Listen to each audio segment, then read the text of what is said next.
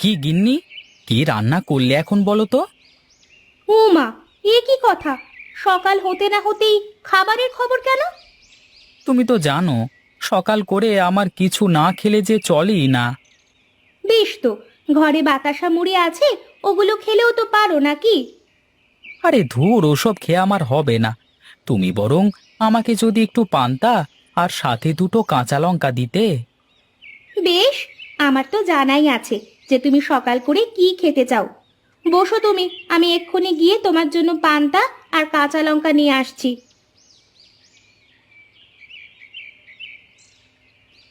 কই গো গিন্নি, বলি কোথায় গেলে তুমি বলো তো?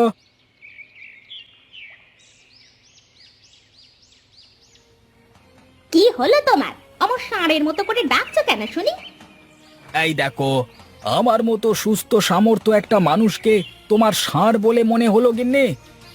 তা নয় তো কি শুনি? এইখান থেকে এইখানে ঘরের ভিতরে আমি এত জোরে ডাকা লাগে? আহা গিন্নি, তুমি দেখি বড্ড বোকা। শোনো, এসব তো আমি ওদের শুনিয়ে শুনিয়ে বলছি। ও আচ্ছা, তাই বলো। আগে বলবা না আমাকে? হ্যাঁ বলি গিন্নি, আমার জন্য কি তোমার গরম গরম লুচি ভাজা হয়ে গেছে? আমি কিন্তু আবার ওই মানুষের মতো সকাল করে পান্তা আর ওই কাঁচা মরিচ খেতে পারি না, বুঝলে না? হ্যাঁ গো, লুচি ভাজা শেষ, এক্ষুনি এনে দিচ্ছি তো। হ্যাঁ বুঝলে গিন্নি, কথায় আছে না, খালি কলসি বাজে বেশি। কিছু মানুষকে না দেখলে সত্যিই বুঝতেই পারতাম না। কেন, তোমার আবার কি হলো? পাশের বাড়ির কেউ কিছু বলেছে নাকি? আরে বাদ দাও তো ওদের কথা।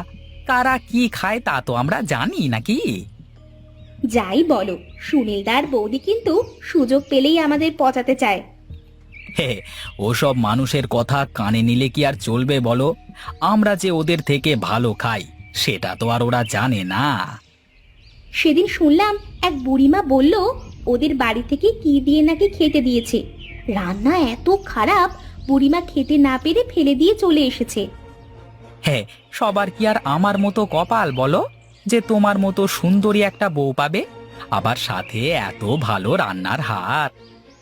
সত্যি বলো, ভাগ্য করে তুমি আমাকে পেয়েছো। তা না হলে হয়তো কোনো রাজার কুমার আসতো আমাকে বিয়ে করতে। হ্যাঁ, বাহ, তুমিও দেখি কম যাও না। হ্যাঁ শোনো গিন্নি, কিছু মানুষের চাপায় জোর না থাকলে না দুনিয়া অন্ধকার। হ্যাঁ। এই নাও, এখন এগুলো খেয়ে দে, যেখানে যাবা যাও। সে কি শুধু বাতাস আর মুড়ি? একটু পান্তা করেও রাখতে পারোনি? একটু লঙ্কা কুচিয়ে খেয়ে নেওয়া যেত। আমার অত সময় কোথায় শুনি? এতই যখন খেতে ইচ্ছে হয় তাহলে নিজেই একটু কষ্ট করে বানিয়ে রাখতে পারো না? আরে ধুর, তোমার সাথে আর হবে না, আমার বোঝা হয়ে গেছে। কি কি বললে তুমি? এত বড় কথা বলতে পারলে তুমি? বিয়ের এত বছর পরেও যে মানুষটা বুঝতে পারলো না, তাকে আর বোঝানো সম্ভব না।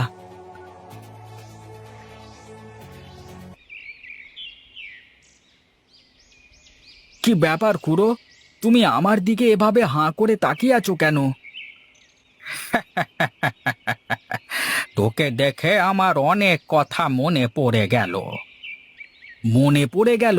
হে, আমাকে দেখে আবার তোমার এমন কি কথা মনে পড়ে গেল, বলো দেখি শুনি। হ্যাঁ হ্যাঁ, তা বলছি, কিন্তু তার আগে দাঁড়া, তোর জন্য একটা চা বলে নি। ওরে, সুনীলকে একটা চা দে রে, টাকা কিন্তু আমি দেব।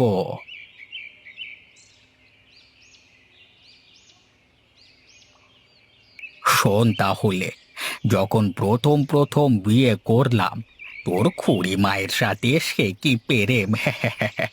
এরপর আস্তে আস্তে থাকতে থাকতে বেশ কিছু বছর কেটে গেল। তা তো জানি, কিন্তু আসল কাহিনী কি বলো তো? শোন শোন, তোর খুড়িমা আমাকে যখন রাগাতো না, বা কোনো কারণে যদি তোর খুড়িমা আমার উপর রেগে যেত, তাহলে আমি বাইরে বের হলে চোখ মুখ তোর মতোই হয়ে যেত। আরে বাহ, তুমি তো দেখি গণনা করবার মতো, কেমন মুখ দেখি বলে দিলে! এসব অভিজ্ঞতা রে পাগল ছেলে, একদিন তোরও হয়ে যাবে। এই জন্যই তো সবাই বলে পুরনো চাল ভাতে বাড়ে।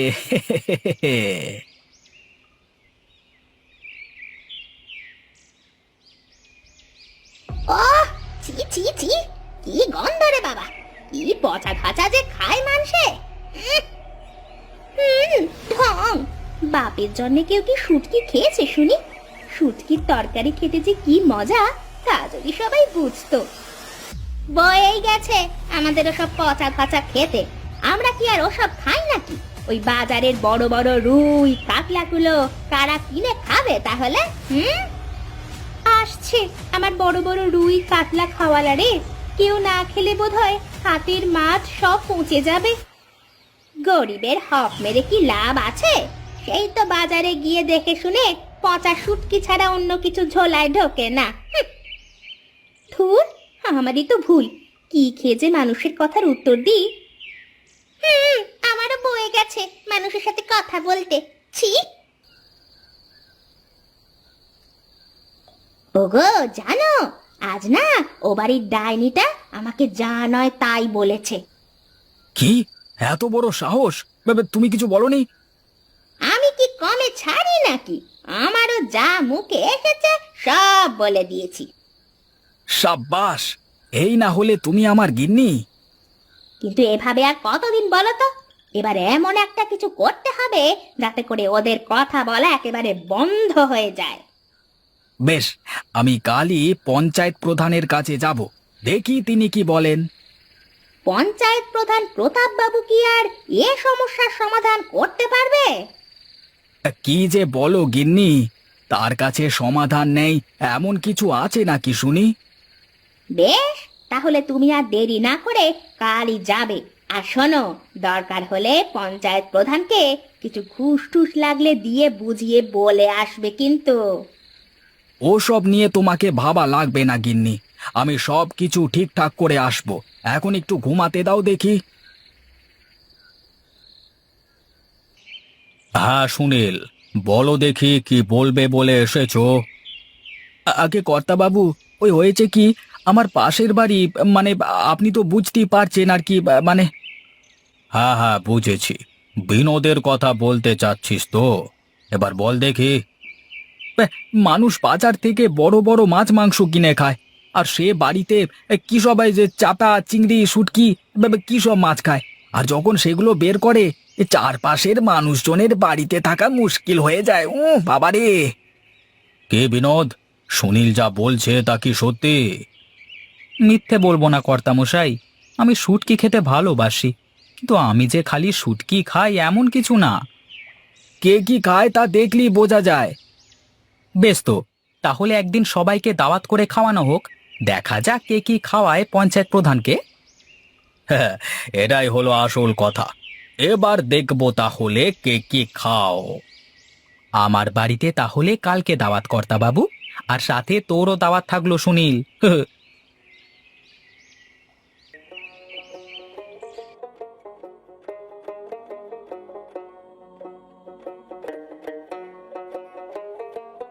ওরে বাবারে, এত রকমের মাছ! রান্নার স্বাদটাও তো বেশ হয়েছে। আগে কর্তা, আমার গিন্নি সব নিজে হাতে রান্না করেছে। আপনি আমাদের বাড়িতে দাওয়াত খেতে আসবেন, আর এটুকু আপ্যায়ন না করলে হবে? না না, রান্নাটা বেশ সুন্দরই তো হয়েছে। এই শুটকির তরকারি তুলে নেন একটু, তাহলে আরো মজা পাবেন দাদা। এমনিতেই যা মজা হয়েছে, তাতে করে চেটে পুটে সব খেয়ে ফেলতে পারবো আর কি। ইয়ে। কি? তোমাকে বলেছিলাম না দেখে শুনে বৃষ্টির দিনে দাওয়াতটা দিয়ে এসো, যাতে করে কেউ না আসতে পারে। তা না হয় বুঝলাম গিন্নি, কিন্তু তুমি তো কিছুই রান্না বান্না করোনি। যদি সবাই চলে আসে? চলে আসলে আর কি, তখন বলবে যে সকাল থেকেই তো বৃষ্টি হচ্ছে, এর ভেতরে তুমি বাজারে যেতে পারোনি। আরে বৌদি, আপনারা আসুন আসুন, আসুন আসুন আসুন।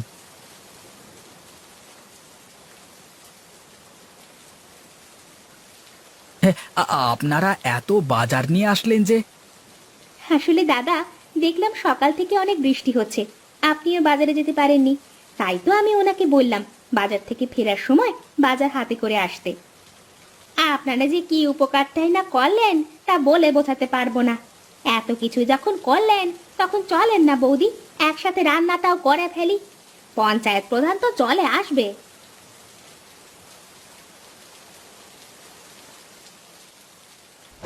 আহা আহা, কি খাওয়াটাই না খাওয়ালে তোমরা দুজনে।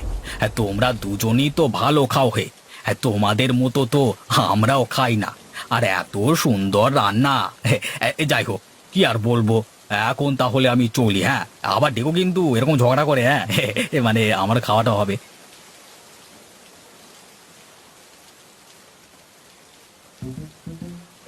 তেরি, এ তো দেখি প্রতাপ বাবুর লাভ হয়ে গেল। আমাদের জিদে পড়ে সে দুই বাড়ি থেকেই পেট পুড়ে খেয়ে গেল। আরে তুমি আমার বাড়িতে জোর করে খাওয়ালে, এখন নিজে বাজার না করে বৃষ্টির অজুহাত দেখাবে জেনেই আমি বাজার করে এনেছি। এখন বাজারে টাকাগুলো দাও, আমরা বাড়িতে ফিরে যাই। অ্যাঁ? আরে নয়, হ্যাঁ, তাড়াতাড়ি টাকাগুলো দাও। কিপটে।